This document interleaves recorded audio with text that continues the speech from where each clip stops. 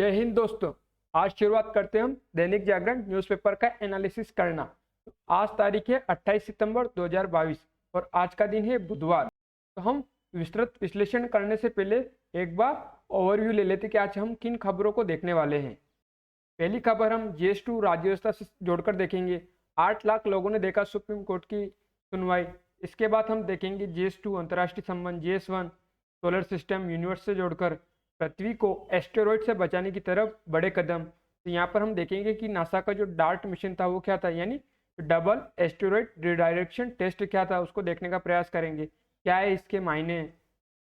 फिर हम अंतर्राष्ट्रीय संबंधों के लिहाज से इंडिया जापान रिलेशन की बात करेंगे और जापान के मैप का एनालिसिस करेंगे जहाँ पर हमारे पीएम गए हुए हैं। उसके बाद हम देखेंगे GS2 राज्य व्यवस्था से संबंधित कॉन्स्टिट्यूशन पॉलिटी EWS आरक्षण को लेकर पक्ष और विपक्ष में को लेकर क्या दलीलें दी गई हैं। 103वें संशोधन को देखेंगे। जो भारत में वर्तमान में जो आरक्षण की स्थिति उसको देखने का प्रयास करेंगे। फिर हम देखेंगे कि जो अभी तक आज़ादी के बाद अभी तक जो महत्वपूर्ण संशोधन हुए उनको देखने का प्रयास करेंगे। फिर GS से इंडियन इकोनॉमी सिक्योरिटी से जोड़कर देखेंगे। भारत में 2024 से बनेगी Swedish Carl Gustaf M4 rifle. तो इसको देखेंगे कि मेक इन इंडिया कार्यक्रम क्या था जिसके तहत ये राइफल का निर्माण किया जाएगा, इससे क्या लाभ मिलेगा भारत को। फिर हम अगली खबर देखेंगे GS3 कंजर्वेशन, पर्यावरण एंड इकोलॉजी से जोड़कर GS2 से भी जोड़ सकते हैं गवर्नमेंट पॉलिसी से। तो भूजल संरक्षण को देखेंगे कि इतनी इम्पोर्टेंस क्यों है। फिर मनरेगा की मदद से जो भूजल संरक्षण में जो योगदान दे रहे हैं उनके लिए सरकार की क्या नई योजना है उसको देखने का प्रयास करेंगे। फिर यहीं पर हम अटल भूजल योजना की विशेषताओं को देखेंगे। फिर हम GS3 सिक्योरिटी से जोड़कर देखेंगे। हम यहाँ पर DRDO के बारे में देखने का प्रयास करेंगे। DRDO ने हाल ही में कौन सी मिसाइल का सफलतापूर्वक परीक्षण किया उसको देखने का प्रयास करेंगे। कहाँ से किया गया है, चांदीपुर से, इंटीग्रेटेड टेस्ट रेंज से, तो उसको गूगल मैप में देखने का प्रयास करेंगे। फिर GS2 अगली खबर देखेंगे GS2 राज्य व्यवस्था, GS3 साइंस एंड टेक से जोड़कर देखेंगे।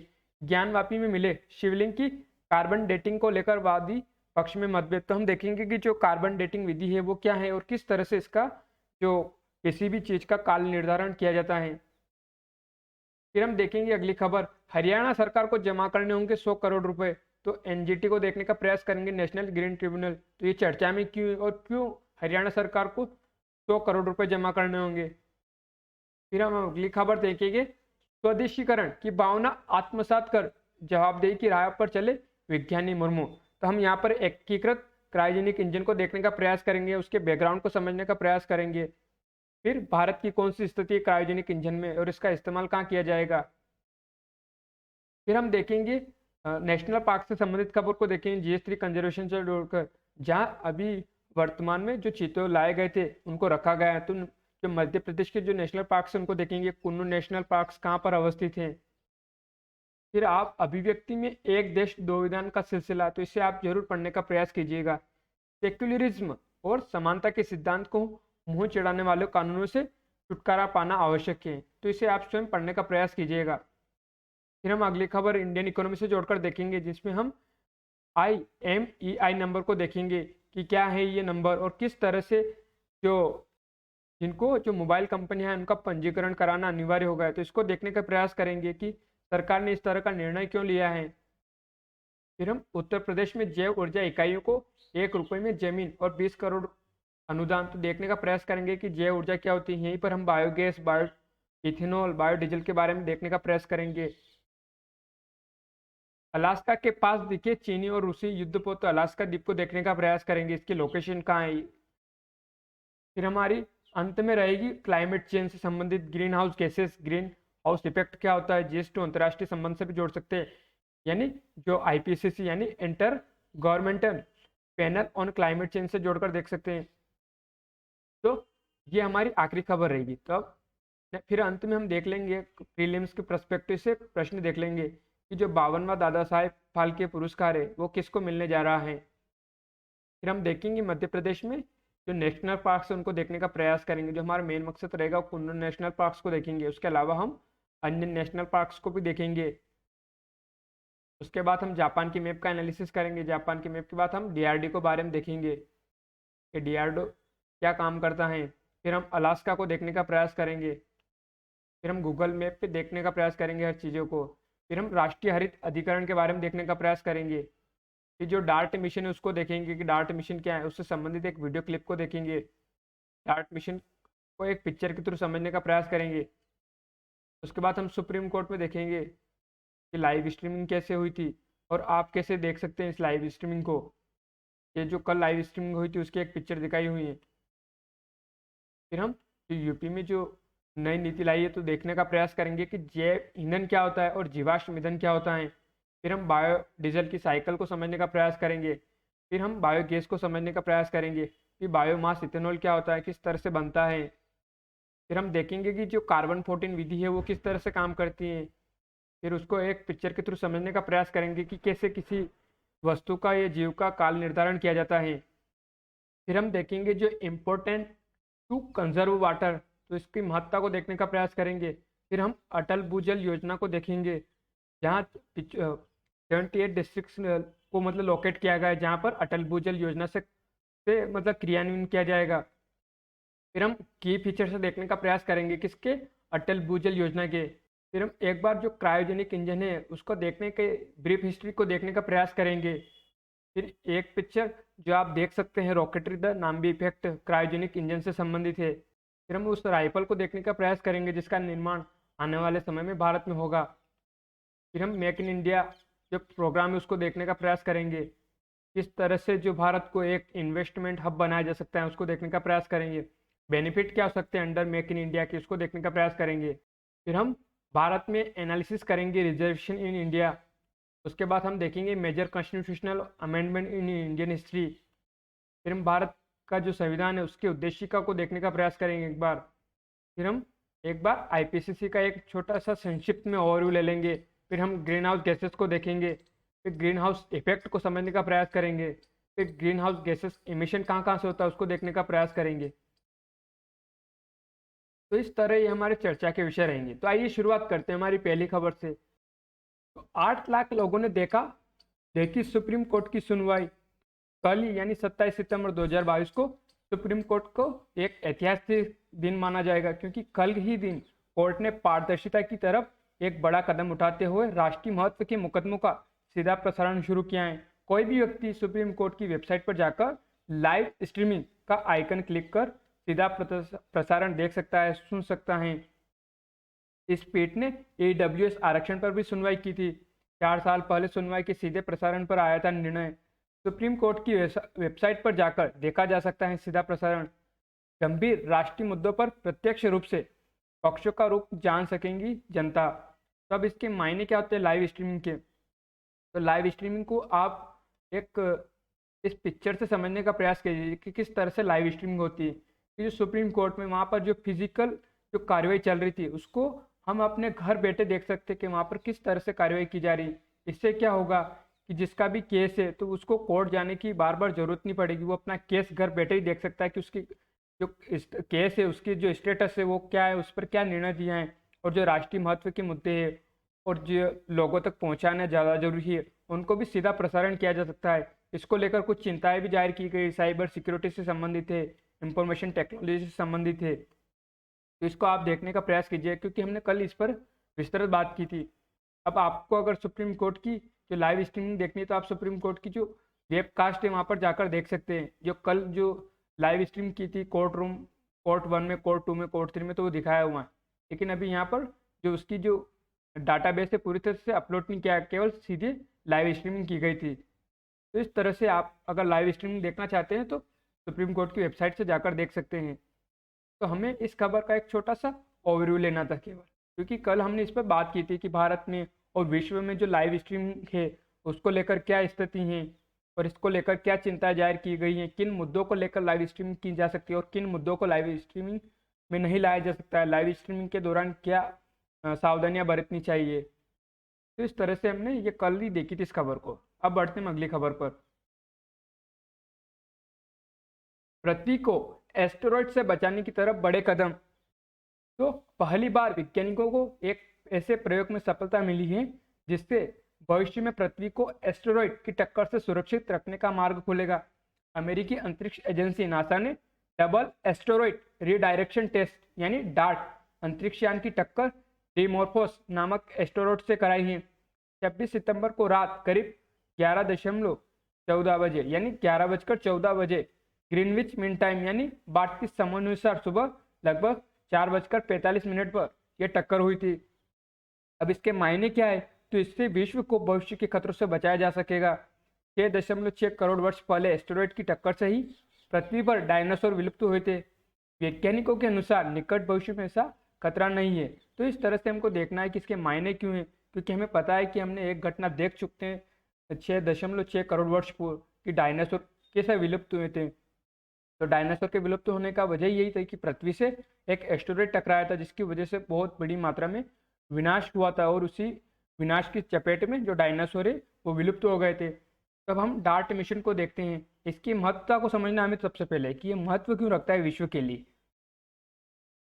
तो अब आप इस पिक्चर के थ्रू समझने का प्रयास कीजिए कि जो डार्ट मिशन था, तो डार्ट मिशन यानी डबल एस्टेरॉयड रीडायरेक्शन टेस्ट, यानी इसी के नाम में पूरा इसका मतलब छुपा हुआ है कि किस तरह से जो डिमोर्फोस जो एस्टेरॉयड है यानी जो मिनी एस्टेरॉयड सैटेलाइट है, ये डिडीमोस है, ये एक एस्टेरॉयड है। अब इसका जो ओरिजिनल ऑर्बिट है ये वाला है। अब इसकी जो डार्ट है यानी जो डबल एस्टेरॉयड रीडायरेक्शन टेस्ट है उससे टक्कर कराई गई। अब टक्कर कराने के बाद इसकी जो न्यू जो प्रोजेक्ट ऑर्बिट है वो कौन सा है? तो ये वाला हो गया। अब मान लीजिए कि ये ऑर्बिट इसी के अगर हम जो डायनासोर है उससे कल्पना करें कि मान लीजिए ये एक एस्टेरॉयड था और ये पृथ्वी थी और यहाँ पे डायनासोर जीवित थे, तो ये आकर पृथ्वी से टकराया था और इस समय जो यहाँ पर पृथ्वी से टकराने से बहुत बड़ी मात्रा में भूकंप, ज्वालामुखी या प्राकृतिक आपदाएं घटी होगी, जिससे वजह से डायनासोर विलुप्त हो गए। अब आगे ऐसी घटना ना हो उसके लिए क्या किया जाए कि मान लीजिए जो भी एस्टेरॉयड पृथ्वी की तरफ आएगा तो उसको कैसे उसकी जो डायरेक्शन उसको बदल दिया जाए। तो इसलिए जो मिशन है बहुत ही महत्वपूर्ण साबित होगा आने वाले समय में। अब यहाँ पे प्रश्न उठता है कि मान लीजिए कि मिशन टकराएगा तो पता कैसे चलेगा वैज्ञानिकों को। तो इसके लिए भी उन्होंने एक फंडा निकाला। उन्होंने एक लिसिया क्यूबा करके एक मिनी सैटेलाइट बनाया है जो इससे 55 किलोमीटर दूर होकर ही जो डायरेक्ट मिशन है उसकी टक्कर होगी। तो इसकी पूरी जो पिक्चर है वो कैप्चर कर कर वापस जो नासा के जो डाटाबेस में भेज देगा और वहाँ से जो वैज्ञानिक है उसका विश्लेषण कर सकेंगे। जो डार्ट स्पेस क्राफ्ट है उसके बारे में दिखाया कि उसका वेट कितना था, तो 610 kg था। उसकी क्रैश स्पीड दिखाई हुई, डायमेंशन और कोलिजन होगा तो collision to absorb by telescope on earth to measure change in mini asteroid orbit. तो ये कहना चाह रहा है कि जो कोलिजन होगा उसका पृथ्वी से ही एब्जॉर्ब किया जा सकता है टेलीस्कोप के द्वारा कि किस तरह से उसका ऑर्बिट चेंज हुआ या नहीं। और ये कोलिजन का शेड्यूल दिखा हुआ 26 सितंबर और अक्टूबर के बीच में जो कल ही कोलिजन हुआ था। तो अब हम इसका एक वीडियो क्लिप के थ्रू इसको समझने का प्रयास करते हैं। In a galaxy where asteroids have pummeled planets for billions of years, now one planet strikes back. The first time in our planet's history, NASA will test an asteroid deflection technique. It's the first planetary defense method of its kind. NASA's double asteroid redirection test will intentionally ram itself into an asteroid and alter its orbit forever. At the crossroads of science fiction and reality, DART is part of our plan to defend planet Earth against potential future impacts. The test to protect the future of our planet takes place today. अभी हमने एक video clip के through समझने का प्रयास किया है कि जो डार्ट मिशन है वो किस तरह से उस एस्टेरॉयड से टकराएगा और उसका डायरेक्शन चेंज कर देगा। तो अब देखते हैं हम अगली खबर को। जापान पहुंचकर ज्यादा याद आएंगे शिंजो आबे मोदी जी ने ऐसा कहा। तो शिंजो एबे के राजकीय अंतिम संस्कार में शामिल हुए प्रधानमंत्री मोदी उनकी पत्नी से मिलकर जताया शोक। तो प्रधानमंत्री नरेंद्र मोदी मंगलवार को टोक्यो में जापान के पूर्व प्रधानमंत्री शिंजो एबे के अंतिम संस्कार से जुड़े राजकीय कार्यक्रम में पहुंचे। बाद में मोदी की किशिदा के साथ द्विपक्षीय बैठक भी हुई जिसमें दोनों नेताओं ने भारत जापान रिश्तों को और मजबूत बनाने पर सहमति जताई। हिंद प्रशांत क्षेत्र में दोनों ही मिलकर काम करेंगे। हिंद प्रशांत क्षेत्र को खुला और सभी के लिए समान अवसर बनाने के लिए दोनों अग्रसर हैं। दोनों देश क्वाड के भी सदस्य हैं, यानी जिसमें अमेरिका है, ऑस्ट्रेलिया है, जापान है, इंडिया है, ताकि जो इंडो पैसिफिक क्षेत्र है उसको सबके लिए खुला बनाया जा सके। वहाँ पर जो अंतर्राष्ट्रीय नियम उनको लागू किया जा सके, किस तरह से जो वहाँ पर इंडो पैसिफिक के उसको जो सभी जहाज है उनके लिए सुगम और सरल यातायात की सुविधा पहुँचाई जा सकें। तो इस तरह से हमको देखना है। अब हम यहाँ पर हमारे जो महत्वपूर्ण है वो जापान के मैप का एनालिसिस करते हैं, क्योंकि प्रीलिम्स पर्सपेक्टिव से प्रश्न बनते हैं कि जापान अभी घूमने गए हैं तो वहाँ से संबंधित प्रश्न बन सकते हैं। तो जापान, ये जापान का मैप है। अब हम जापान के मैप को देखेंगे कि टोक्यो है वो कौन से द्वीप पर अवस्थित है। तो सबसे पहले हम देखते हैं कि जापान के जो द्वीप है वो कौन कौन से हैं। तो होकाइडो, होन्शु, शिकोकू, क्यूशु और यूक्यू आइलैंड्स इसके दक्षिण में आ गए हैं। अब टोक्यो कौन से द्वीप पे, तो होन्शु द्वीप पर है। माउंट फूजी जो एक चोटी है यहाँ पर माउंट एवरेस्ट की, शिनोनो रिवर्स इससे होकर निकल रही है। नगोया, क्योटो प्रोटोकॉल हुआ था। कोबे, ओसाका, हिरोशिमा, तो हिरोशिमा कौन से द्वीप पर अवस्थित है, तो शिकोकू द्वीप पर अवस्थित है। फुकुओका, नागासाकी कौन से द्वीप पर अवस्थित है, क्यूशो द्वीप पर अवस्थित है। अब इसका उत्तर से दक्षिण पूछ सकता है कि उत्तर से दक्षिण इसके द्वीपों को समाइए। तो होक्काइडो, होन्शु, शिकोकू, क्यूशु, तो इस तरह से हमको जमाना है। इसके पूर्व में क्या है, तो पैसिफिक ओशन है। इसके पश्चिम में क्या है, तो सी ऑफ जापान है। इसके उत्तर में क्या है, तो सी ऑफ ओकस्टक है। इसके दक्षिण में क्या है, तो फिलीपीन सी है। और इसके जो दक्षिण पश्चिम में क्या है, तो ईस्ट चाइना सी है। इसके अंदर कौन सी झील अवस्थित है, तो लेक बीवा झील संबंधित है इससे। याकोहामा, मिटो, और इसके जो पश्चिम में कौन से देश आ गए थे, तो North Korea, South Korea, China, Bonin Islands. तो इस तरह से आप इसके मैप का और अच्छे से एनालिसिस किए। अब देखते हैं हम अगली खबर को। ईडब्ल्यूएस आरक्षण पर सुनवाई पूरी, सुप्रीम कोर्ट का फैसला सुरक्षित। कोर्ट में बहुत सी याचिकाओं के जरिए संविधान के 103वें संशोधन को दी गई चुनौती। तो सरकार को ईडब्ल्यूएस को नौकरी व शिक्षण संस्थानों में प्रवेश में 10% कोटे का दिया गया है अधिकार। सरकार बोली अति गरीबों को आरक्षण का प्रावधान संविधान का उल्लंघन नहीं। तो आर्थिक रूप से कमजोर वर्ग ईडब्ल्यूएस को नौकरियों और उच्च शिक्षण संस्थानों में प्रवेश में 10% आरक्षण का प्रावधान करने वाले 103वें संविधान संशोधन को चुनौती देने वाली याचिकाओं पर सुप्रीम कोर्ट ने मंगलवार को बहस पूरी हुई है। अब याचिकाकर्ताओं यानी जो विपक्ष है उनका क्या कहना है, और पक्ष में देखेंगे सरकार का पक्ष क्या है और याचिकाकर्ताओं का पक्ष क्या है। तो याचिकाकर्ताओं ने आर्थिक आधार पर आरक्षण के कानून को संविधान के मूल ढांचे के खिलाफ बताते हुए रद्द करने की मांग की है। जबकि सरकार ने क्या कहा, तो जबकि सरकार ने कहा कि अति गरीबों को आरक्षण का प्रावधान करने वाला कानून संविधान के मूल ढांचे को मजबूत करता है, आर्थिक न्याय की अवधारणा को सार्थक करता है, इसलिए इसे मूल ढांचे का उल्लंघन करने वाला नहीं कहा जा सकता।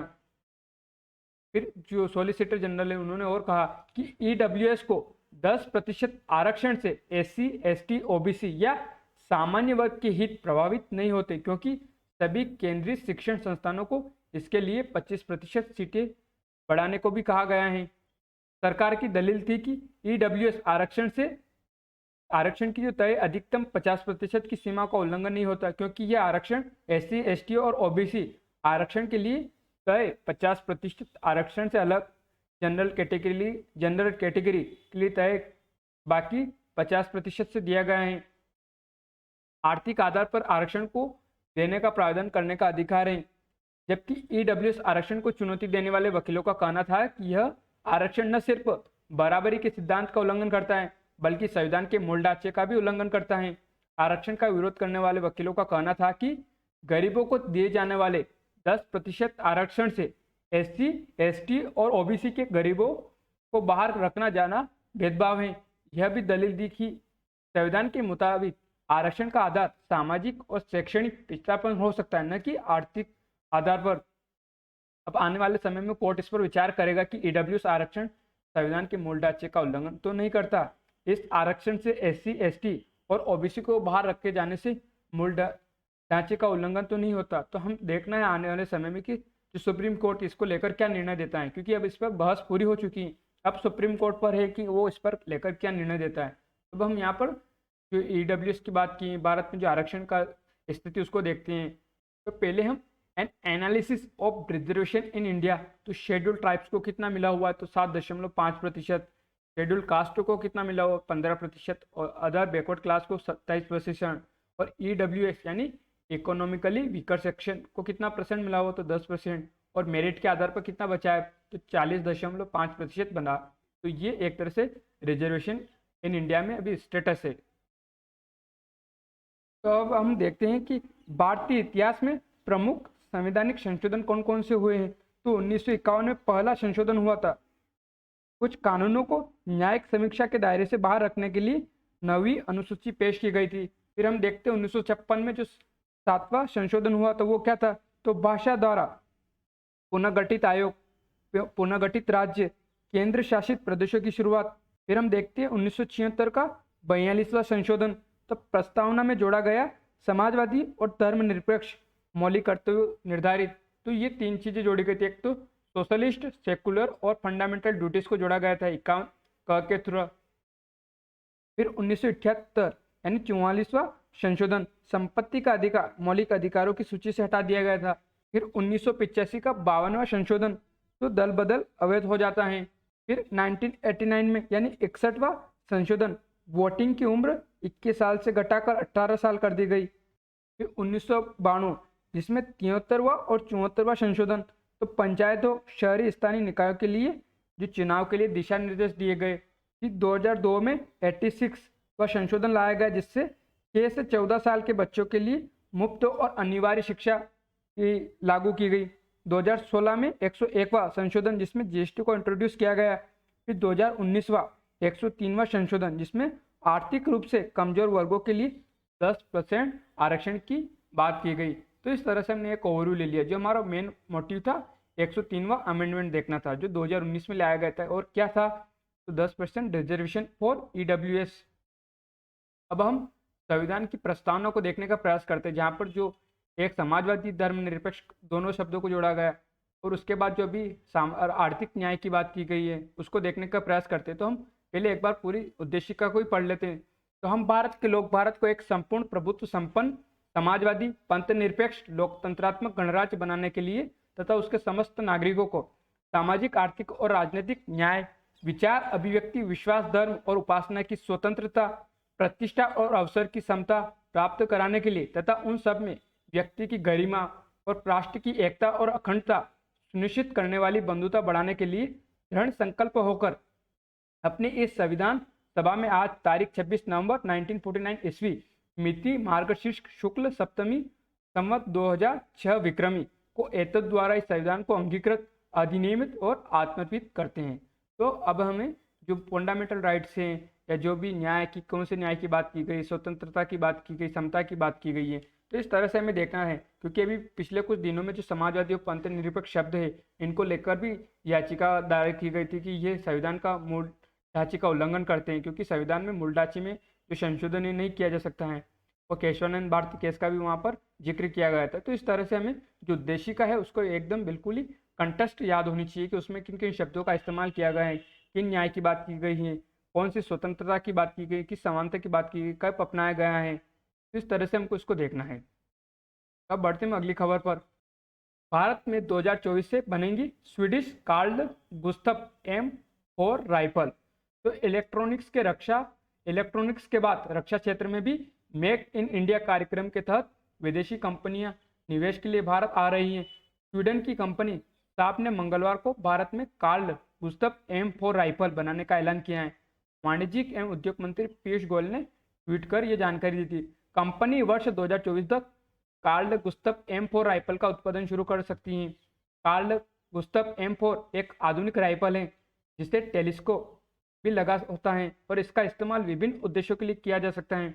1500 मीटर रेंज वाली इस राइफल का वजन 7 kg है। भारत में इस आधुनिक राइफल के बनने से वास्तविक नियंत्रण रेखा LAC पर तैनात सैनिकों को काफ़ी मदद मिलेगी। तो हम देखते हैं एक बार जो यहाँ पर मेक इन इंडिया कार्यक्रम का जिक्र किया गया है और जो राइफल है उसको भी देखते हैं। तो ये वो राइफल है जिसका स्वीडन की कंपनी भारत में आकर उत्पादन करेगी। तो अब हम देखते हैं मेक इन इंडिया।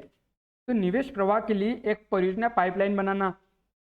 अब इसमें जो मेन की क्या है उनको देखने का प्रयास करते हैं। तो भारत में निवेश योग्य परियोजनाओं की पाइपलाइन बढ़ाना, अधिक से अधिक FDI आकर्षित करना, भारत को आधुनिक निवेश अनुकूल गंतव्य बनाना, विभिन्न क्षेत्रों में प्रत्यक्ष और अप्रत्यक्ष रोजगार पैदा करना। अब दिखाया गया है कि भारत को विश्व का निवेश केंद्र बनाना, मेक इन इंडिया। तो भारत में निवेश के लिए निवेशकों को सुविधा प्रदान करना, निवेश और संबंधित प्रोत्साहन नीतियों में तालमेल बिठाना, विभिन्न विभागों और मंत्रालयों से समय पर मंजूरी मिलना, मेक इन इंडिया को बढ़ावा देना। और इस तरह से देखना है हमें इस खबर को जोड़कर कि मेक इन इंडिया कार्यक्रम क्या था, इसका उद्देश्य क्या था, किस तरह से भारत को आने वाले समय में जो इन्वेस्टमेंट हब है उसको बनाया जा सकता है। तो इस तरह से इस खबर को हमको जोड़ना है। अब हम देखते हैं कि जो बेनिफिट्स क्या अंडर मेक इन इंडिया में, तो affordable service for startups, state incentive, area based incentive, research and development incentive, sector specific incentive, deduction in wages, incentive under income tax act और एक्सपोर्ट इंसेंटिव। तो इस तरह से make in India कार्यक्रम में उसके तहत क्या लाभ मिलेगा ये बताया गया है। अब देखते हैं हम अगली खबर को, जल संरक्षण। तो भूजल पर नजर रखने को गांव में मापा जाएगा कुओं का जल स्तर। तो जीएस कंजर्वेशन से जोड़ सकते हैं, इन्वायरमेंट इकोलॉजी से, जीएस टू गवर्नमेंट स्कीम से जोड़कर देख सकते हैं। तो भूजल संरक्षण अभियान के तहत मानसून सीजन से पहले और मानसून लौट जाने के बाद हर गांव के कुओं का जल स्तर मापने का अभियान चलाया जाएगा। यह अभियान हर साल चलेगा। इसके लिए ग्रामीण रोजगार योजना मनरेगा की मदद ली जाएगी। मनरेगा के रोजगार सहायकों को सहायता से ग्रामीण विकास मंत्रालय का एक डिजिटल ऐप जलदूत अपडेट किया जाएगा। इससे जल संरक्षण की दिशा में चलाई जा रही योजनाओं के प्रभाव का आकलन किया जा सकेगा। इन्हीं आंकड़ों के आधार पर गाँव की विकास योजनाएं तैयार करने में मदद मिलेगी। इस अभियान के पीछे भूजल के स्तर का अध्ययन करना है। भूजल स्तर बढ़ाने से ही कुओं में जो पानी का स्तर वो ऊपर आ सकता है। देश के विभिन्न हिस्सों में इस बार मानसून की भारी बरसात हुई। पूर्वी और पूर्वोत्तर के राज्यों में वर्षा कम हुई, लेकिन वर्षा का वितरण असामान्य होने के साथ तमाम जगहों पर कम समय में ज़्यादा बारिश हुई है। केंद्रीय जल शक्ति मंत्रालय की अटल भूजल योजना देश के 79 डार्क एरिया घोषित जिलों में चलाई जा रही हैं। इसके तहत कई ने जो तालाब है, पोखर है, जलाशयों के साथ ही छोटी बड़ी नदियों में बांध बनाकर जल संरक्षण को प्रोत्साहित किया जा रहा है। भूजल के आंकड़ों का उपयोग ग्राम पंचायत विकास योजना मनरेगा के लिए किया जा सकेगा। तो इस जो अभियान चलाया गया भूजल संरक्षण अभियान, तो इसका बताया गया कि इससे क्या फायदे हो सकते थे। इन आंकड़ों का उपयोग विभिन्न प्रकार के अनुसंधान और अन्य उद्देश्यों के लिए भी किया जा सकता है। ग्रामीण और शहरी क्षेत्रों में वाटरशेड विकास, वनीकरण, जल निकाय विकास, नवीकरणीय और वर्षा जल संचयन आदि के माध्यम से जल प्रबंधन में सुधार के लिए कई कदम उठाए गए हैं। इसके बावजूद देश के बड़े हिस्से में भूजल के अत्यधिक दोहन से स्थितियाँ चिंताजनक बनी हुई हैं। तो यहाँ पर एक जो अटल भूजल योजना है उसका दिखाया हुआ कि 79 डार्क एरिया घोषित जिलों में चलाई जा रही है जल शक्ति मंत्रालय की अटल भूजल योजना। 6,000 करोड़ रुपए खर्च किए जा रहे हैं केंद्र सरकार की इस महत्वाकांक्षी योजना पर। 75 तालाबों की खुदाई करने की योजना है देश के प्रत्येक जिले में आज़ादी के अमृत महोत्सव वर्ष में। तब अब यहाँ पर जो जिक्र किया गया है मनरेगा की मदद से अटल भूजल योजना है उसका जिक्र किया गया है, तो उसको देखने का प्रयास करेंगे। फिर हम जो 79 डार्क एरिया है वो कौन से स्टेट्स में उनको भी देखने का प्रयास करेंगे। अब देखते हैं कि जल संरक्षण क्यों जरूरी है।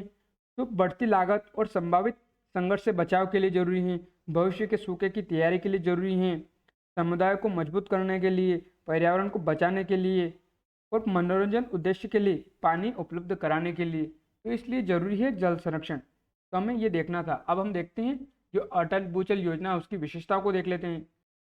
तो सामुदायिक भागीदारी के साथ सतत भूजल प्रबंधन करना और भूजल का जो प्रबंधन है उसको व्यवहार में लाना, मांग पक्ष को प्रबंधन करना, चिन्हित जल संकटन वाले जो क्षेत्रों को में कार्यान्वयन करना और केंद्रीय और राज्य के जो कार्यान्वयन हैं उनको एक साथ लाना। तो इसके की फीचर्स हैं। अब हम देखते हैं कि कौन से क्षेत्र हैं जहाँ पर इस योजना को लाया गया है। तो यहाँ पर दिखाया है कि water stressed area in Gujarat, Maharashtra, Haryana, Karnataka, Rajasthan, Uttar Pradesh and Madhya Pradesh will be worked upon under the Atal Bhujal योजना।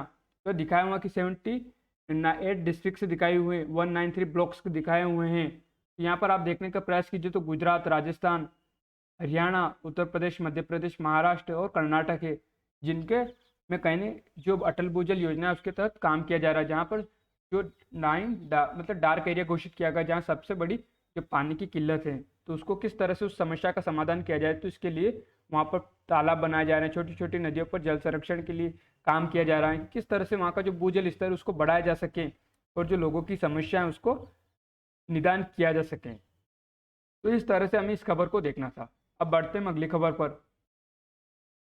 मिसाइल का सफल परीक्षण। तो भारतीय रक्षा अनुसंधान एवं विकास संगठन DRDO ने ओडिशा के तटवर्ती चांदीपुर परीक्षण रेंज से मंगलवार को लगातार 2 बार very short range air defence system missile का सफलतापूर्वक परीक्षण किया है। इस मिसाइल को जमीन से एक पोर्टेबल लॉन्चर के जरिए इंटीग्रेटेड टेस्ट रेंज से परीक्षण किया गया। संपूर्ण स्वदेशी ज्ञान कौशल से निर्मित इस मिसाइल को अनुसंधान केंद्र और जो हैदराबाद के इमारत यानी जो RCI हैदराबाद और DRDO की शाखाओं ने मिलकर विकसित किया है।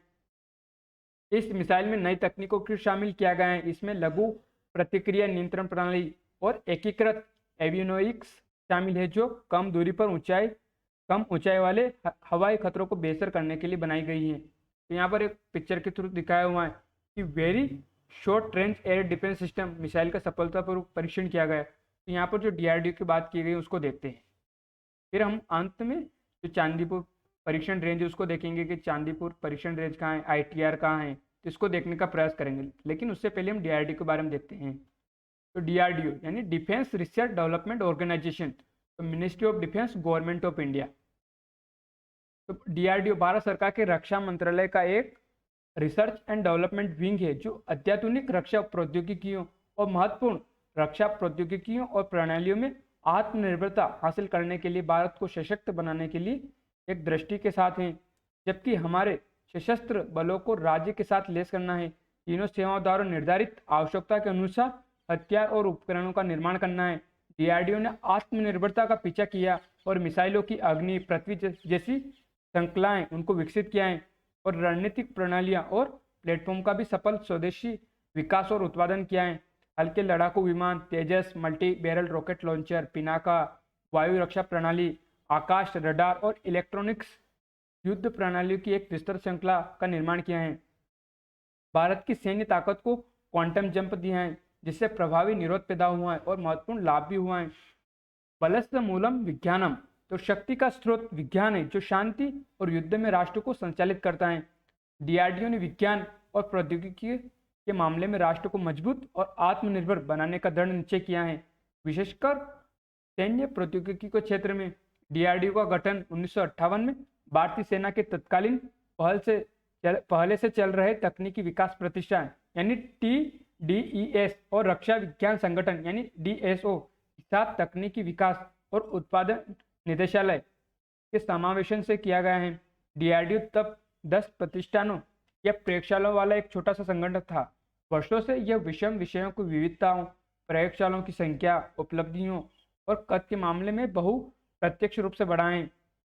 और आज की बात की जाए तो DRDO 50 से अधिक प्रयोगशालाओं का एक नेटवर्क है जो विभिन्न विषयों को कवर करने वाली रक्षा प्रौद्योगिकियों को विकसित करने में लगा हुआ है, जैसे विमानिकी, आयुध, इलेक्ट्रॉनिक्स, लड़ाकू वाहन, इंजीनियरिंग सिस्टम, इंस्ट्रूमेंट, मिसाइल, उन्नत कंप्यूटिंग और सिमुलेशन, विशेष सामग्री, नौसेना प्रणाली, जीवन विज्ञान, प्रशिक्षण, सूचना प्रणाली और कृषि, मिसाइलें, आयुध और प्रकाश का मुकाबला करने वाले विमान, रडार, इलेक्ट्रॉनिक्स, युद्ध प्रणाली आदि के विकास के लिए कई प्रमुख परियोजनाएं हाथ में हैं और ऐसी कई तकनीकों में महत्वपूर्ण उपलब्धि पहले से ही हासिल की जा चुकी है।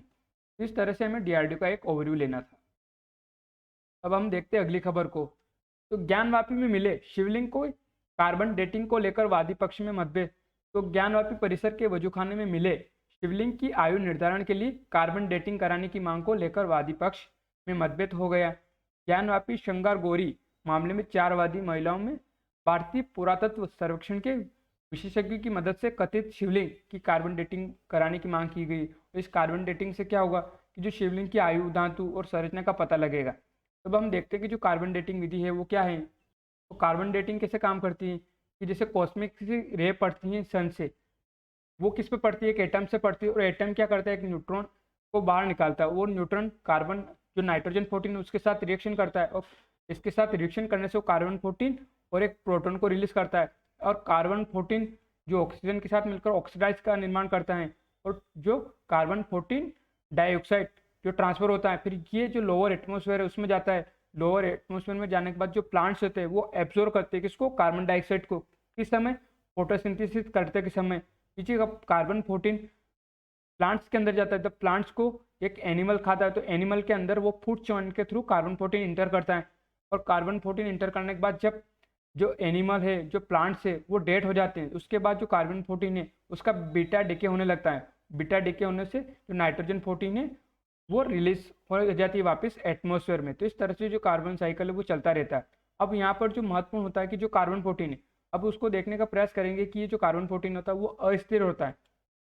अब इस पिक्चर में आप देखने का प्रयास करें तो कार्बन 14, तो ऑल 3 आइसोटोप ऑफ कार्बन, तो कार्बन के कितने आइसोटोप्स थे, तो कार्बन के 3 आइसोटोप्स होते, common C12, rare C13 and radioactive C14।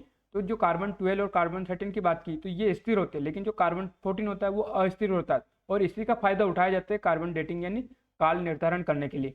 Are absorbed by the living organism, यहाँ पर दिखाया हुआ कि जो 100% ऑफ C14 कब, जब उसकी मृत्यु हुई है किसी जीव की, तो यहाँ पर जो कार्बन की जो मात्रा है वो 100% थी, लेकिन 5730 साल के बाद उसकी जो कार्बन की जो C14 की संख्या वो 50% रह गई। अब यहाँ पर अब मान लीजिए कोई आएगा और इस जो ये अवशेष है उसको देखेगा, और इसकी जब एनालिसिस करेगा, इसका काल निर्धारण घोषित करेगा, तो वो पाएगा कि जो ये अवशेष मिला है तो ये कब का है, तो 5730 साल पुराना है। तो इससे अंदाजा लगा लेगा कि ये किस काल के समय रहा होगा। उसके बाद जब फिर दिखाया गया कि 11460 साल के बाद कितना रह जाएगा, तो 25% रह जाएगा कार्बन 14।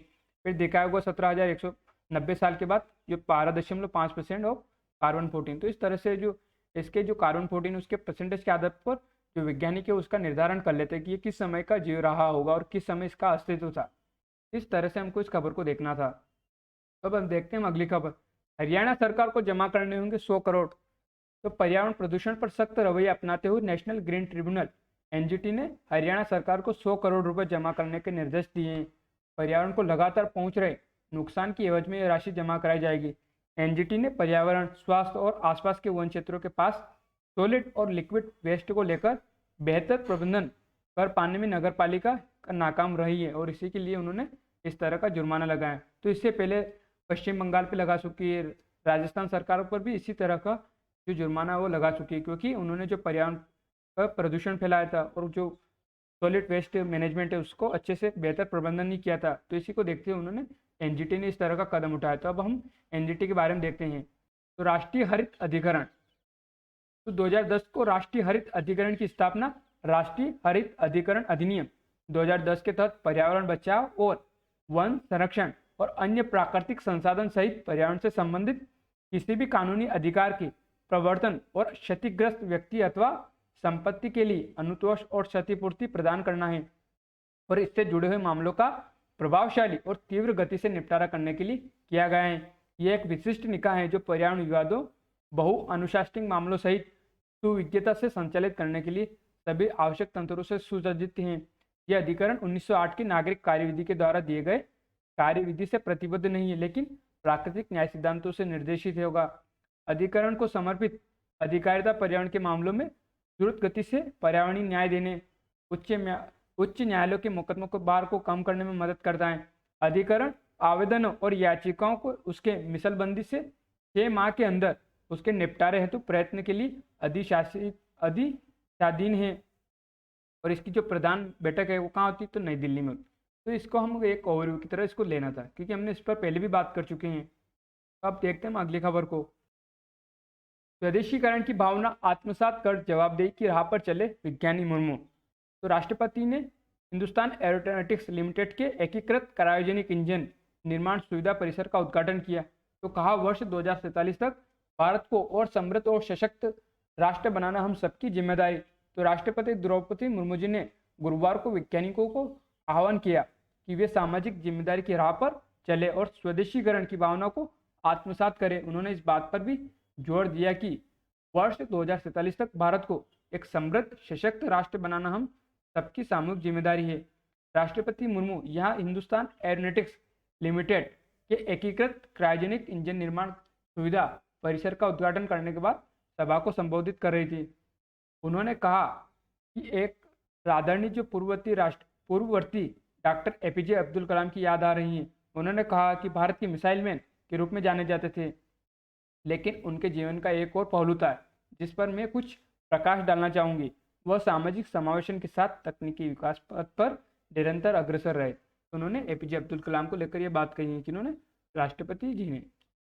अब क्रायोजेनिक इंजन है, तो क्रायोजेनिक इंजन का इस्तेमाल कहाँ किया जाता है? तो दुनिया भर में जो रॉकेट प्रक्षेपण के लिए क्रायोजेनिक इंजनों का प्रयोग होता है।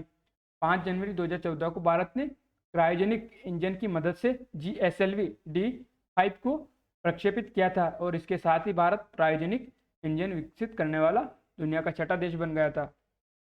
यहाँ पर एक ब्रीफ हिस्ट्री दिखाई हुई है किसकी, क्रायोजेनिक इंजन की, कि 1982 में first team to make engine, फिर 1986 से 91 के बीच में एक अर्ली एक्सपेरिमेंट किया गया है, फिर 1991 में रशिया के साथ एग्रीमेंट होता है, लेकिन 1993 में जो Russia back out on technology, फिर 1994 में इंडिया क्रायोजेनिक प्रोग्राम का जो फॉर्मलाइज्ड करता है, फिर 2000 में जो फर्स्ट इंजन का टेस्ट किया जाता है, फिर 2003 में फर्स्ट सक्सेसफुल टेस्ट होता है, फिर 2007 में जो फर्स्ट इंटीग्रेशन विथ रॉकेट, फिर 2010 में पहली फ्लाइट होती है और 2014 में जाकर जो क्रायोजेनिक इंजन है उसका सफलतापूर्वक फ्लाइट की जाती है। और भारत कौन से स्थान पर आता है? तो 2014 में India join small group first successful flight. तो सबसे पहले दिखाया कि सबसे पहले कौन करता है? तो यूएसए करता है। कब कर लेता है? तो 1963 में, जापान 1977 में, फ्रांस 1973 में, चाइना 1984 में, रशिया 1987 में और इंडिया 2014 में। तो आप यहाँ पर देखकर अंदाजा लगाने का प्रयास कीजिए कि भारत को इतना समय क्यों लगा। तो इसके बैकग्राउंड की स्टोरी क्या है कि इतना समय क्यों लगा भारत को। तो आपको अगर इसको जानना है तो आपको रॉकेटरी द नाम्बी इफेक्ट को देखना पड़ेगा। तब आपको समझ में पाएगा कि ये जो भारत को इतना समय क्यों लगा क्रायोजेनिक इंजन का निर्माण करने में। अब बढ़ते हैं हम अगली खबर पर। तो चीतों के लिए लोगों ने सुझाया लाल बाल और पाल जैसे नाम। तो इनमें चीतों के नाम लाल बाल पाल यानी आज़ादी से जुड़े लाला लाजपत राय, बाल गंगाधर तिलक और विपिन चंद्र पाल के नाम पर लोगों ने नाम सुझाए। तब हमारे एग्जाम पर्सपेक्टिव से जो खबर है उसको हम नेशनल पार्क से जोड़कर देखेंगे कि ये जो कुन्नू नेशनल पार्क जहाँ चीतों को लाया गया है नामीबिया से, तो वो कहाँ पर अवस्थित है। ये मध्य प्रदेश का एक नेशनल पार्क का मैप दिखाया है जहाँ पर हमारा जो महत्वपूर्ण था वो है कुन्नू नेशनल पार्क, ये माधव नेशनल पार्क, ये वन विहार नेशनल पार्क हो गया, ये पन्ना नेशनल पार्क, ये संजय नेशनल पार्क, ये पंच नेशनल पार्क, ये कान्हा नेशनल पार्क, जो सतपुड़ा नेशनल पार्क। अब हम देखते हैं कि जो विंध्या जो रेंज है उसके किस साइड में अवस्थित हो गया कुन्नू नेशनल पार्क, तो उत्तर की साइड अवस्थित है। सतपुड़ा रेंज की किस साइड अवस्थित है यानी किस दिशा में अवस्थित है, तो उत्तर की साइड अवस्थित है। विंध्या रेंज जो सतपुड़ा रेंज के बीच में कौन सी वैली है, तो नर्मदा सन वैली है। और सतपुड़ा रेंज के उत्तर में कौन सा वन विहार आता है, तो वन विहार नेशनल पार्क हो गया, पन्ना नेशनल पार्क हो गया, माधव नेशनल पार्क हो गया, कुन्नू नेशनल पार्क अवस्थित हो गया। माधव जो नेशनल पार्क है उसके जो कुन्नू नेशनल पार्क है वो किस साइड अवस्थित है यानी किस दिशा में अवस्थित है, तो उत्तर पश्चिम की दिशा में। अरावली रेंज के जो कुन्नू नेशनल पार्क है वो किस दिशा में अवस्थित है, तो उत्तर पूर्व में। और यहाँ पर महादेव मेघालय जो रेंज है वो दिखाई हुई है। तो आप इस मैप को देखकर और अच्छे से एनालिसिस कीजिए इन मैप का कि ये किस साइड अवस्थित है। पूर्व की साइड कौन सा नेशनल पार्क अवस्थित है मध्य प्रदेश में, तो संजय नेशनल पार्क। दक्षिण में कौन सा है, उत्तर में कौन सा है, कुन्नू नेशनल पार्क से यहाँ से कौन सी नदी निकल रही हैं। अभी हम इसको जो गूगल मैप है उसमें भी देखने का प्रयास करेंगे। उससे पहले आप इसको देखकर और अच्छे से जो रेंज है उनका भी एनालिसिस कीजिए। तो हम देखते हैं अगली खबर को। मोबाइल की IMEI कब पंजीकरण होगा अनिवार्य। तो सरकार ने बिक्री से पहले मोबाइल फ़ोन के IMEI नंबर का भारतीय नकली डिवाइस प्रतिबंध पोर्टल पर 1 जनवरी 2023 से पंजीकरण करना अनिवार्य कर दिया है। दूरसंचार विभाग की ओर से जारी अधिसूचना के मुताबिक स्थानीय स्तर पर निर्मित या आयातित सभी मोबाइल के लिए यह पंजीकरण अनिवार्य होगा और जो पोर्टल है उस पर जो इंटरनेशनल मोबाइल इक्विपमेंट नंबर प्रमाण पत्र लेना होगा। और IM यानी जो इंटरनेशनल मोबाइल इक्विपमेंट आइडेंटिटी है, एक 15 नंबर का डिजिटल नंबर होता है यानी डिजिट का नंबर होता है जो किसी भी डिवाइस का यूनिक ID होती है। दूरसंचार विभाग के मुताबिक यह पंजीकरण निर्माता या आयात को कराना होगा। इस नियम से देश से बेचे जाने वाले सभी मोबाइल फ़ोन में एक वैध जो international mobile equipment identity number है वो होगा, जिससे उस मोबाइल को डिजिटल तरीके से ट्रैक किया जा सकेगा। नए नियमों से उपयोगकर्ता को या उपभोक्ताओं को अपने मोबाइल फ़ोन के गुम होने से या चोरी होने पर ब्लॉक कराने में भी मदद मिलेगी, जिससे उनका दुरुपयोग रोकाएगा। और इस कदम से देश में मोबाइल फ़ोन की कालाबाजारी पर भी अंकुश लगेगा। तो इस तरह से हमें देखना है कि जो IMEI नंबर क्या है, क्यों दूरसंचार विभाग ने पंजीकरण कराना अनिवार्य किया है, निर्यात जो आयातक हैं, जो इसके मैन्युफैक्चर हैं, और इसका उपयोग कहाँ किया जाता है, ये क्यों जरूरी है हमारे लिए। तो इस तरह से हमको इसको देखना है। अगर आपको अपना IMEI नंबर जानना है, यानी जो international mobile equipment number, identity number, तो आप इस तरह यहाँ पर डायल करके इससे जान सकते हैं अपना नंबर। अब देखते हैं हम अगली खबर को। उत्तर प्रदेश में जैव ऊर्जा इकाइयों को 1 रुपये में जमीन और 20 करोड़ अनुदान। GS2 राज्य व्यवस्था से जोड़ सकते हैं, GS3 कंजर्वेशन एनर्जी सिक्योरिटी से जोड़कर देख सकते हैं। तो नई जैव ऊर्जा नीति दूर करेगी जमीन और वित्तीय संसाधनों की संकट। तो कृषि अपशिष्ट को किसान खेतों में न जलाएं, इसके लिए उत्तर प्रदेश सरकार ने रियायतों और प्रोत्साहनों का पिटारा खोलते हुए उत्तर प्रदेश राज्य जैव ऊर्जा नीति 2022 बनाई है, जिसे मंगलवार को कैबिनेट ने स्वीकृति दे दी। इस नीति के तहत 1 रुपये प्रति एकड़ के टोकन लीज रेंट पर अधिकतम 30 वर्ष के लिए जमीन उपलब्ध कराई जाएगी। साथ ही इकाइयों को 20 करोड़ रुपए तक का अनुदान दिया जाएगा। उत्तर प्रदेश में जैव ऊर्जा उद्यम प्रोत्साहन कार्यक्रम 2018 लागू है। इसमें प्रदेश में स्थापित होने वाले जैव ऊर्जा उद्यमों कई स्तर पर सब्सिडी पहले से ही दी जा रही थी। अब योगी सरकार ने जैव ऊर्जा परियोजना, कंप्रेस्ड बायोगैस, बायोकोल, बायोइथेनॉल और बायोडीजल को और अधिक प्रोत्साहन करने के लिए नई नीति बनाई है, जो कि 5 वर्ष के लिए होगी। तो हम यहाँ पर जो जिक्र किया उनको देखते हैं कि बायोगैस, बायोइथेनॉल, बायोडीजल क्या है। जो इथेनॉल की बात की थी हमने, बायोमास इथेनॉल, तो किससे बनता है, तो शुगर, स्टार्च, सेल्यूलोज से। तो इससे जो रॉ मटेरियल होता है वो ये होता है इसका, शुगर, स्टार्च और सेल्यूलोज। इनको प्लांट में ले जाया जाता है, फिर प्लांट में इनसे इथेनॉल बनाया जाता है। इथेनॉल को फिर जो स्टेशन है, गैस स्टेशन, वहाँ तक पहुँचाया जाता है, और गैस स्टेशन से जो वाहन है उनमें इसका इस्तेमाल किया जाता है। तो इस तरह से जो बायोमास इथेनॉल है उसका निर्माण होता है। इस तरह से ये एक फाइनल प्रोडक्ट की तरह इस्तेमाल किया जाता है। तो हमें इससे समझना था कि किन चीज़ों से मिलकर बनता है।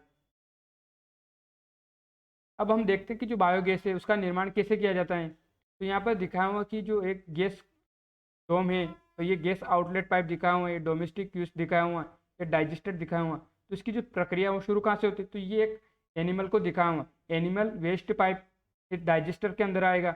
यहाँ से टॉयलेट है तो ह्यूमन वेस्ट पाइप है, उसके थ्रू जो टॉयलेट से वो डाइजेस्टर है उसके अंदर आएगा। ये गैस डोम है जहाँ जो गैस है वो इकट्ठा होगी। अब इस गैस को कैसे निकाला जाए, तो यहाँ से गैस आउटलेट पाइप बनाया है, जिसको ले जाते हैं एक पाइप के थ्रू, जो डोमेस्टिक उपयोग है, यानी आप ईंधन के रूप में इसका इस्तेमाल कर सकते हैं। फिर उसके बाद जो स्लरी रहेगा उसको निकाल लिया जाता है, और उसका इस्तेमाल कहाँ किया जाता है, तो क्रॉप फर्टिलाइजेशन में इसका इस्तेमाल किया जाता है। तो इस तरह से हमें बायोगैस का जो मैकेनिज्म है उसको समझना था कि वो किस तरह से काम करता है। अब बायोडीजल साइकिल को देखने का प्रयास करते हैं। तो ये ऑयल क्रॉप्स को ट्रांसपोर्टेशन किया गया है, फिर बायो रिफाइनरी में ले जाया गया है, फिर बायो रिफाइनरी में ले जाकर बायो जो डीजल है उसका निर्माण किया गया है, फिर डीऑक्सीजनेशन, फिर बायोफ्यूल स्टेशन पे ले जाया गया है, फिर यहाँ से हेवी ट्रांसपोर्ट किया गया है। फिर इसमें इसका इस्तेमाल आप कहीं पे भी वाहनों में इस्तेमाल कर सकते हैं। फिर इस्तेमाल होने से कार्बन डाइऑक्साइड का इमिशन होगा, फिर कार्बन डाइऑक्साइड पौधे लेंगे, फोटोसिंथेसिस करेंगे, फिर हम उनसे उत्पाद प्राप्त करने के बाद जो बचेगा उसका इस्तेमाल बायोडीजल बनाने में कर सकते हैं। तो इस तरह से जो बायोडीजल है उसकी साइकिल चलती है। अब हम देखते हैं कि जैव ईंधन वो क्या है और जीवाश्म ईंधन क्या होता है। तो यहाँ पर दिखाया हुआ कि जो जैव ऊर्जा फसलें, यानी जैव ऊर्जा फसलों से प्राप्त करेंगे, उनको दहन करेंगे तो कार्बन डाइऑक्साइड का इमिशन होगा, और कार्बन डाइऑक्साइड वापस वातावरण में जाएगा, और वातावरण से वापस जो पौधे हैं उनका इस्तेमाल करके वापस पौधे अपनी वृद्धि में इस्तेमाल करेंगे, फिर हम उनका दहन करेंगे। तो इस तरह से चक्कर चलता रहेगा, और इससे दहन से जो ऊर्जा प्राप्त होगी उसको हम बोलेंगे जैव ईंधन, जिसमें क्या हो रहा है कि जो कार्बन डाइऑक्साइड निष्कासित हो रही, कार्बन डाइऑक्साइड समेकित हो रही, यानी एक तरह से जो संतुलित बना रहता है किसमें, जैव ईंधन में। वातावरण कार्बन डाइऑक्साइड बराबर बना रहता है, इसलिए कार्बन उदासीन रहता है। तो ये एक अच्छी कंडीशन है। अब दूसरा, जीवाश्म ईंधन क्यों हमारे लिए इतना खतरनाक है, क्योंकि इसमें जो निष्कासित कार्बन डाइऑक्साइड अधिक होता है, और दूसरा इसको संतुलित नहीं किया जा सकता, वापस वातावरणीय कार्बन डाइऑक्साइड बढ़ जाता है। तो यहाँ पर दिखाऊँ कि जीवाश्म ईंधन कैसे बन रहा है। जो जीवाश्म जो फ्यूल होता है उनको जलाया जाता है, उससे दहन से कार्बन डाइऑक्साइड का इमिशन होता है, और जो दहन के समय जो ऊर्जा मिलती है तो उसको बोलते हैं हम जीवाश्म ईंधन। तो इस तरह से हमें देखना है कि इनमें से कौन सी प्रक्रिया अच्छी है, किसके अच्छे प्रभाव क्या है, किसके बुरे प्रभाव क्या है और कौन सी अच्छी रह सकती है। तो यहाँ पर दिखाया हूँ कि कार्बन का पुनर्चक्रण एवं जैव ईंधन और जीवाश्म ईंधन दहन का तुलनात्मक रेखाचित्र दिखाया हुआ है। तो इस तरह से हमें देखना है कि जैव ईंधन और जीवाश्म ईंधन में बेसिक अंतर क्या होता है। वायु गुणवत्ता में सुधार से भी ग्लोबल वार्मिंग में तेजी। तो वर्ष 2000 के बाद प्रदूषण कणों में आई कमी से शीतलन प्रभाव हुआ कमजोर। तो ग्रीन हाउस गैसों का उत्सर्जन है ग्लोबल वार्मिंग का प्रमुख कारण। तो जलवायु परिवर्तन से चिंतित वैज्ञानिकों ने प्रकृति की एक बड़े विरोधाभास का पता लगाया है। इसमें पाया गया है कि हाल के दशकों में वायु की गुणवत्ता में सुधार से ग्लोबल वार्मिंग में तेजी आई है। हवा में मौजूद महीन कण या एरोसोल की कमी लोगों के स्वास्थ्य के लिए तो अच्छा है, लेकिन इससे ग्लोबल वार्मिंग में तेजी आने का खतरा बढ़ गया है। एक अंतर्राष्ट्रीय अध्ययन दल ने उपग्रह डेटा के आधार पर यह बताया है कि वर्ष 2000 से प्रदूषक कणों की सांद्रता में काफी कमी आई है। इसने जलवायु शीतलन प्रभाव को कम कर दिया है। वैज्ञानिकों के अनुसार ग्रीन हाउस गैसों का उत्सर्जन ग्लोबल वार्मिंग का प्रमुख कारण है। Inter governmental panel on climate change के मुताबिक 2019 तक तापमान पूर्व औद्योगिक स्तरों की तुलना में 1.1 डिग्री सेल्सियस बढ़ गया था।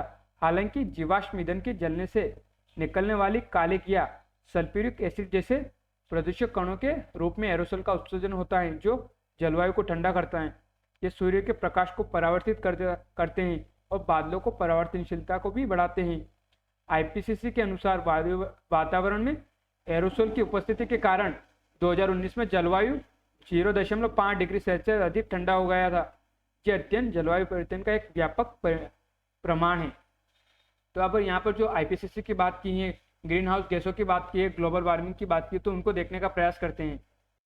तो आईपीसीसी यानी inter governmental panel on climate change अब किसकी मदद से बनाई गई थी? यूएनईपी और डब्ल्यूएमओ। कब बनाई गई थी? 1988 में आईपीसीसी का निर्माण किया गया। हेडक्वार्टर कहाँ है? तो जेनेवा में, स्विट्जरलैंड में। तो आईपीसीसी को विश्व मौसम विज्ञान संगठन यानी WMO, World Meteorological Organization and the United Nation Environment Programme ने 1988 में जो इसका निर्माण किया गया था। अब आईपीसीसी के उद्देश्य देखते हैं। तो आईपीसीसी का उद्देश्य सभी स्तरों पर सरकार को वैज्ञानिक डेटा प्रदान करना है, जिसका उपयोग वे जलवायु नीतियों को विकसित करने के लिए करेंगे। आईपीसीसी सरकारों का एक संगठन है जो संयुक्त राष्ट्र या डब्ल्यूएमओ के सदस्य हैं। 2021 तक आईपीसीसी के 195 सदस्य थे। आईपीसीसी अपना खुद का शोध नहीं करता है। तो इस तरह से मैं एक ओवरव्यू लेना था आईपीसीसी के बारे में। अब हम देखते हैं कि जो ग्रीन हाउस गैसेस है वो कौन सी हैं। तो मीथेन है, नाइट्रस ऑक्साइड है, कार्बन डाइऑक्साइड है, ओजोन है, सल्फर डाइऑक्साइड है, कार्बन मोनोऑक्साइड है और क्लोरोकार्बन यानी CFC। तो ये कार्बन डाइऑक्साइड है। अब इनके जो सोर्स है वो देखते हैं कि कहाँ से ये रिलीज होती हैं। तो एग्रीकल्चर से, वनों की कटाई से, इंडस्ट्री से, एनर्जी सप्लाई से, वेस्ट एंड वाटर वेस्ट से, ट्रांसपोर्टेशन से, कमर्शियल बिल्डिंग से, रेसिडेंशियल बिल्डिंग से और इलेक्ट्रिसिटी सप्लाई से, हैवी सप्लाई से, लाइव स्टॉक से और अदर से। तो इनका ये एमिशन हो गया। तो हमें देखना है कि पहले तो कि ग्रीन हाउस गैसेस क्या हैं, कहाँ से निकलती हैं। अब हम इनके इफेक्ट को जानने का प्रयास करते हैं। तो यहाँ पर दिखाया हुआ कि जो द ग्रीन हाउस इफेक्ट किस तरह से काम करता है। तो इसमें दिखाया हुआ है कि जो कुछ सौर विकिरण पृथ्वी और वायुमंडल द्वारा परावर्तित होती हैं। अब यहाँ पर दिखाया हुआ है कि अधिकांश विकिरण पृथ्वी की सतह द्वारा अवशोषित होती हैं और इससे ही गर्म होती है क्या? पृथ्वी। अब यहाँ पर जो अर्थ है उसका सरफेस दिखा हुआ है, एटमॉस्फेयर दिखा हुआ है और यहाँ से रेडिएशन आ रही है। अब यहाँ पर क्या लिखा हुआ है कि कुछ इंफ्रारेड रेडिएशन वायुमंडल से होकर गुजरते हैं और कुछ ग्रीन हाउस गैसें जो अणु है उनके द्वारा अवशोषित कर ली जाती है और कुछ पुनः उत्सर्जित यानी वापस इमिट कर दी जाती है और इसका प्रभाव पृथ्वी की सतह और निचले वायुमंडल को गर्म करता है। यहाँ पर दिखा हुआ है कि इंफ्रारेड विकिरण पृथ्वी की सतह से उत्सर्जित होता है। तो इस तरह से जो संतुलन बना रहता है, ना तो पृथ्वी ज़्यादा गर्म होती और ना ज़्यादा ठंडी होती है, क्योंकि यहाँ पर एटमॉस्फेयर का भी अपना रोल है, यहाँ पर ग्रीन हाउस गैसेस का भी अपना रोल है। ग्रीन हाउस गैसेस ना हो तो भी हमारे लिए नुकसान है, ज़्यादा हो तो भी नुकसान है। तो एक संतुलन स्थिति बनी रहनी चाहिए किसकी? ग्रीन हाउस गैसेस की। ताकि जो पृथ्वी है उसको ये अपने ना तो ज़्यादा गर्म होने दे ना ज़्यादा ठंडा होने दे। तो इसलिए ये ज़रूरी भी है और अगर ज़्यादा हो तो नुकसान भी हो सकता है। तो इस तरह से हमें जो ग्रीन हाउस गैसेस से उनका इफेक्ट क्या होता है, उनका सोर्स क्या होता है, किस तरह से ग्रीन हाउस इफेक्ट क्रिएट होता है और किस तरह से जो ग्लोबल वार्मिंग है वो आज चर्चा में बना रहता है विषय। तो इस तरह से हमें इस खबर को देखना था।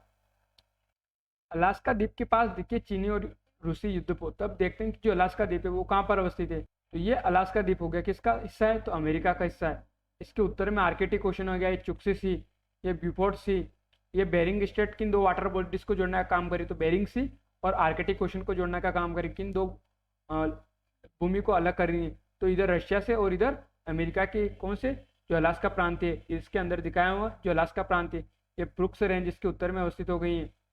यहाँ पर इसकी यूकॉन रिवर दिखाई हुई है, अलास्का रेंज, और इसके दक्षिण में gulf of Alaska, Alaska peninsula, और ये कनाडा वाला हिस्सा हो गया। और यहीं पर जो रॉकी से पर्वत श्रेणी वो अवस्थित है। तो इस तरह से हम इसका केवल एक बार ओवरव्यू लेना था कि जो अलास्का जो बात की है वो कहाँ पर अवस्थित है और ये कहाँ कौन से पैसिफिक में अवस्थित है, तो नॉर्थ पैसिफिक ओशन में अवस्थित है। तो इस तरह से हमें देखना है ये माउंट मैकिनले जो सबसे ऊंची चोटी है किसकी, उत्तरी अमेरिका की, और किस में आती है, तो अलास्का रेंज में अवस्थित है। तो अब बढ़ते हैं, हम अगली खबर को देखते हैं। हमारा जो न्यूज़ है वो तो यही खत्म होती है, लेकिन अब हम मैप का एनालिसिस करते हैं। जब भारत और जापान मिलकर जहाँ इंडो पैसिफिक की बात करें तो इंडो पैसिफिक वाला कौन सा क्षेत्र है, तो ये हिंद महासागर वाला क्षेत्र और ये प्रशांत महासागर वाले क्षेत्र, जिसमें दोनों देश खुले और हिंद यानी खुले हो, सुगम हो, सबके लिए सुविधाजनक हो, यहाँ पर जो परिवहन है वो सबके लिए आसान हो, यहाँ पर जो अंतर्राष्ट्रीय नियम है वो लागू हो, इसके लिए दोनों मिलकर काम करेंगे। और ये ज़रूरत ही क्यों पड़ रही है इन सबकी, तो जो चाइना है वो एक तरह से जो दक्षिण चीन महासागर है उस पर अपना आधिपत्य जमाने का प्रयास कर रहे हैं, यहाँ पर अपनी विस्तारवादी नीति अपना रहा है। तो इस वजह से भारत भी परेशान है और इधर जापान भी परेशान है। तो इसलिए इन दोनों ने मिलकर एक तरह से चीन को काउंटर करने के लिए दोनों साथ मिलकर काम करेंगे। अब जो हम क्वाड की बात कर रहे थे जिसमें जापान है, इधर से ऑस्ट्रेलिया शामिल है और इधर से भारत और अमेरिका शामिल है, इनका मेन उद्देश्य यही है कि चीन की जो विस्तारवादी नीति उसको काउंटर किया जा सके, किस तरह से जो इंडो पैसिफिक क्षेत्र है उसमें जो चीन का दबदबा है उसे रोका जा सके। अब हम जापान को देखते हैं, उसके द्वीपों को देखने का प्रयास करते हैं।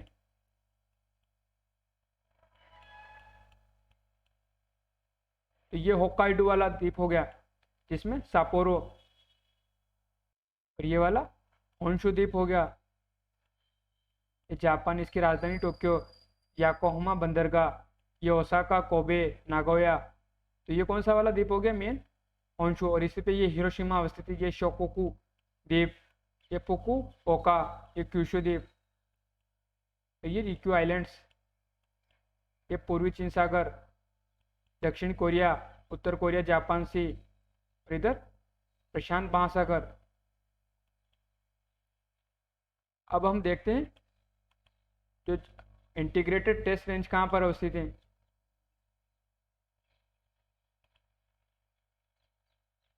तो दिखा हुआ इंटीग्रेटेड टेस्ट रेंज का पिक्चर किस तट पर अवस्थित है, तो बंगाल की खाड़ी की साइड अवस्थित है।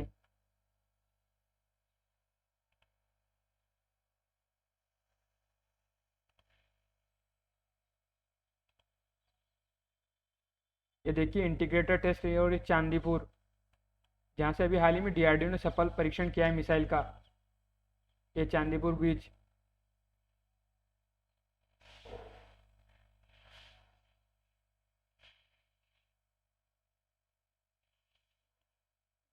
ये बंगाल की खाड़ी, और यहीं पर आप पीछे अब्दुल कलाम द्वीप को देखने का प्रयास कीजिए, ये भितरकनिका नेशनल पार्क, ये विलेट द्वीप जिसे अब्दुल कलाम आइलैंड्स भी कहा जाता है,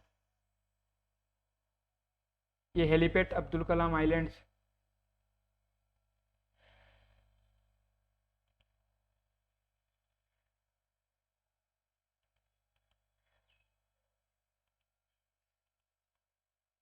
शायद यहाँ पर पिक्चर अलाउ नहीं कर रखी थी मैंने।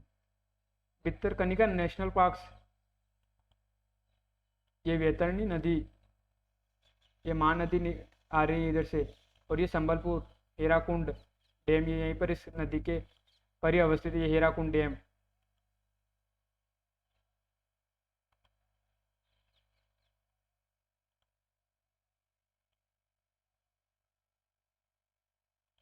भयंकर है ये। अरे इतना भयंकर है ये पूरा।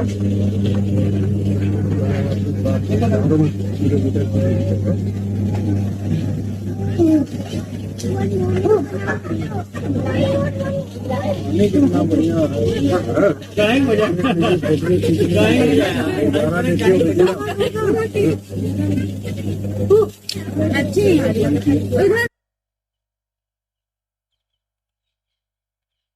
अब हम कुन्नू नेशनल पार्क्स को देखते हैं।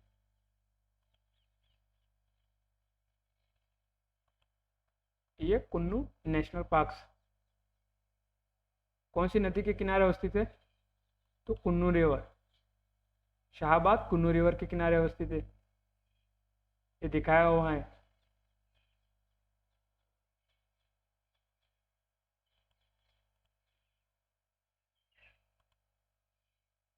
ये इमेज दिखाई हुई जब चीतों को नामीबिया से लाकर यहाँ कुन्नू नेशनल पार्क में छोड़ा गया था, उस समय मोदी जी ने फोटो खींचा है। ये दिखाए हुए हैं, ये चीते दिखाए हुए हैं यहाँ पर।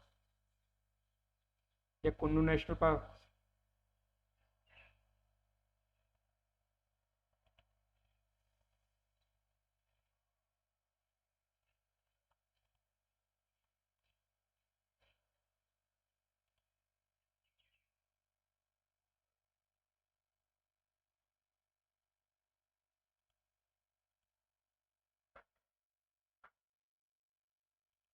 के लिए वो बनाएंगे।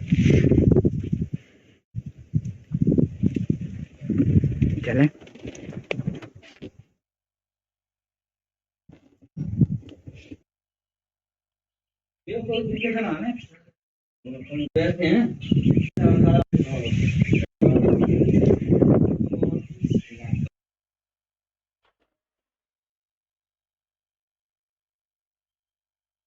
ये कुन्नू रिवर होकर बह रही है।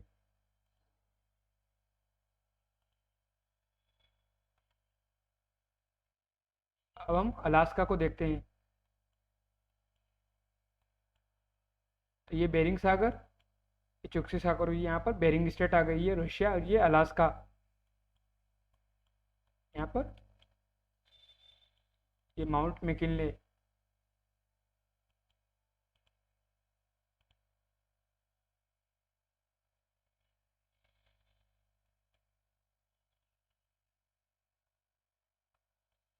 ये अलास्का की खाड़ी,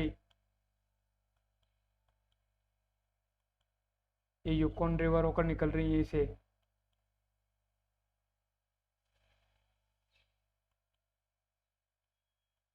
ये ब्यूपोर्ट सागर, ये कनाडा।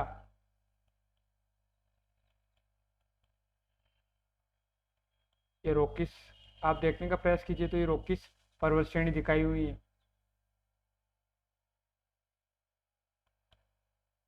ये ब्रुक्स रेंज,